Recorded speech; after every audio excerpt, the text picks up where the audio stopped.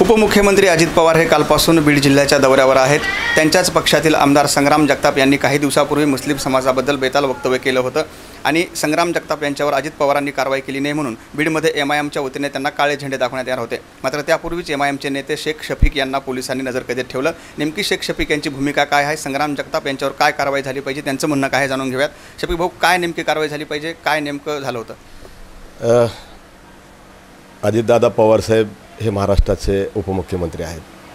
त्यांचा पक्ष राष्ट्रवादी काँग्रेस पक्ष आहे आणि ते राष्ट्रवादी काँग्रेस पक्षाचे राष्ट्रीय अध्यक्ष आहेत।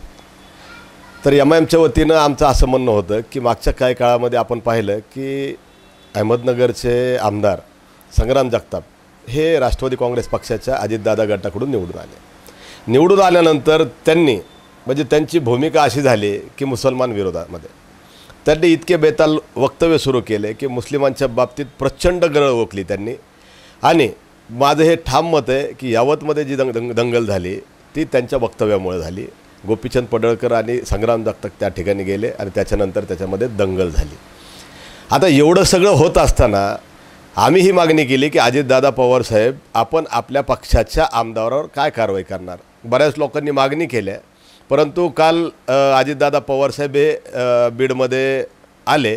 आम्ही एक दिवसपूर्वी आमची प्रेस नोट काढली की आम्ही अजितदादा पवार यांना प्रश्न विचारणार की संग्राम जगताप यांनी मुस्लिम विरोधी भूमिका घेऊन जे काही बेताल वक्तव्य केलं त्याच्याबद्दल राष्ट्रवादी काँग्रेस पक्ष काय कारवाई करणार, कारण आपण राष्ट्रीय अध्यक्ष आहात। आम्ही आता उपमुख्यमंत्री अजितदादा पवारसाहेब यांना बोलत नाहीत, राष्ट्रवादी काँग्रेस पक्षाचे राष्ट्रीय अध्यक्ष अजित पवारसाहेब यांना बोलतो।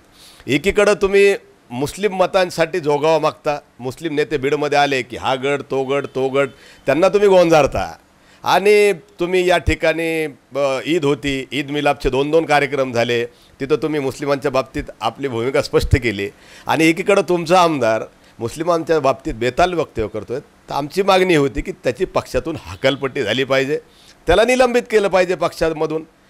आपण पाहिलं की राष्ट्रवादी काँग्रेस पक्ष मागच्या काळामध्ये ज्यावेळेस शरद पवार आणि अजित पवार यांचं एकत्रित राष्ट्रवादी काँग्रेस पक्ष होता, एक फक्त गोष्ट आठवली म्हणून तुम्हाला सांगतो की तत्कालीन गृहमंत्री आर पाटील साहेब त्यावेळेस होते। बॉम्बस्फोट झाले मुंबईमध्ये आणि त्यावेळेस गृहमंत्री असताना त्यांच्या तोंडातून काही शब्द गेले की मोठ्या मोठ्या शहरामध्ये छोट्या छोट्या घटना काही होत असतात, अशा प्रकारचं काहीतरी वक्तव्य होतं। त्या वक्तव्यावर पक्षांनी त्यांना नैतिक जबाबदारीवर राजीनामा द्यायला लावला। तर आमचं म्हणणं असं होतं की ज्यावेळेस पक्षाची भूमिका त्यावेळेस तशी होती, कारण त्यावेळेस ते सेक्युलर धर्मनिरपेक्ष असं त्यांना वाटत होतं, परंतु आता अजितदादा पवार साहेब हे मोदी साहेबांसोबत आहेत, एकनाथ शिंदेसोबत पक्षामध्ये सत्तामध्ये सहभागी आहेत। त्याच्यामुळं संग्राम जगताप जो काही बोलत आहे त्याला यांचा पाठिंबा आहे असं आम्ही गृहीत धरतो। म्हणून आम्ही ही मागणी केली की तुम्ही जर कारवाई करणार नसताल तर आम्ही तुम्हाला काळे झेंडे दाखवू। तुम्ही म्हणताय की धर्मनिरपेक्ष पक्ष आहे राष्ट्रवादी, तुम्ही देखील या पक्षामध्ये काही काळ काम केलेलं आहे, तेव्हाचा पक्ष कसा होता आणि आता सत्तेत राहण्यासाठी विचार सोडलेत? 10 वर्षापूर्वी म्हणजे 2019ला मी पक्ष सोडला। मी 10 वर्ष राष्ट्रवादी युवक काँग्रेसचा या ठिकाणी बीडचा अध्यक्ष राहिलो। त्यावेळेस मी पक्षाबरोबर काम केलं। त्यावेळेसची भूमिका आणि आत्ताच्या भूमिकेमध्ये प्रचंड फरक आहे। त्यावेळेस राष्ट्रवादी काँग्रेस पक्ष काँग्रेसबरोबर या ठिकाणी आघाडी करून सत्तेतही आला होता आणि जे काही आहे त्यावेळेस आम्ही काम केलं। परंतु आता अजित पवार साहेबांना स्वतःचे काही पाप झाकण्यासाठी आता काही दिवसा अगोदर मोदी साहेबच त्यांच्याच बाबतीत बोलले होते, जलसिंचन घोटाळा इतने करोड का हुआ है और मैं इनको छोड़ने वाला नहीं हूँ। फडणवीस साहेब म्हणले होते चक्की पिसिंग इतके वक्तव्य झाले। परंतु मला वाटतं देशभरामध्ये ईडी नावाची एक वॉशिंग मशीन यांच्याकडे आहे, त्याच्यामध्ये माणसं टाकली जातात, नेते टाकली जातात, त्याच्यामध्ये स्वच्छ केली जातात असं त्यांचा भ्रम आहे आणि त्यांना स्वच्छ करून पक्षात घेतलं जातं। दुग्धाभिषेक त्यांचा केला जातो, त्यांना व्हाईट कॉलर म्हणून परत प्रेझेंट केलं जातं, या ठिकाणी सत्तेमध्ये सहभागी करून त्यांना उपमुख्यमंत्री केलं जातं। अशा प्रकारचा आताचा पक्ष झालेला आहे। आणि तुम्ही बघा अजित पवार साहेबांचे भाषणं, ते म्हणतात हमको मोदी साहब के हाथ यहाँ पर मजबूत करना है, म्हणजे अजित पवार साहेब म्हणतात। आता बीडच्या मागच्या कार्यक्रमात ते म्हणले की आपण मोदी साहेबांचे हात बळकट करण्यासाठी हे सगळं चालू आहे। याचा अर्थ काय? मोदीची विचारधारा आणि तुमची विचारधारा एकच आहे। आज अजितदादा दिवसभर बीडमध्ये आहेत, काही भेट घेण्याचा तुमचा प्रयत्न असणार आहे किंवा या संदर्भात काय कारवाई करावी अशी मागणी करतात? नाही, आम्ही तर त्यांना प्रेस नोटच्या याच्यातून माध्यमातून प्रसार माध्यमातून आम्ही त्यांना या ठिकाणी विनंती केली. आता तो त्यांच्या पक्षाचा प्रश्न राहिला.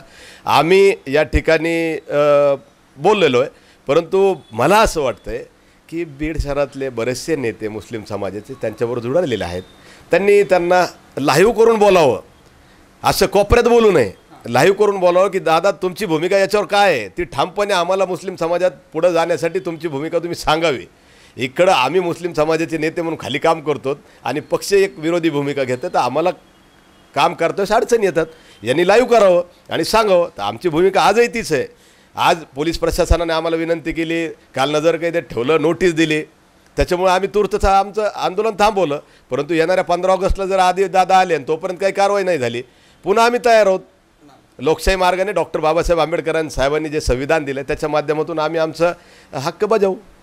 तर निश्चितच हे होते MIMचे नेते शफीक भाऊ, आणि त्यांनी त्यांच्या पक्षाच्या वतीने आणि मुस्लिम समाजाच्या वतीने अजित पवारांना एक विनंती केली आहे की संग्राम जगताप यांनी जे बेताल वक्तव्य केलं आहे त्यांच्यावर नैतिकतेच्या आधारावर कारवाई करावी, कारण अजित पवार हे उपमुख्यमंत्र्याबरोबरच एका पक्षाचे राष्ट्रीय अध्यक्ष देखील आहेत. कॅमेरामन मुकुंदसह मी आप्पासाहेब मोहोरकर, लोकाशा TV, बीड.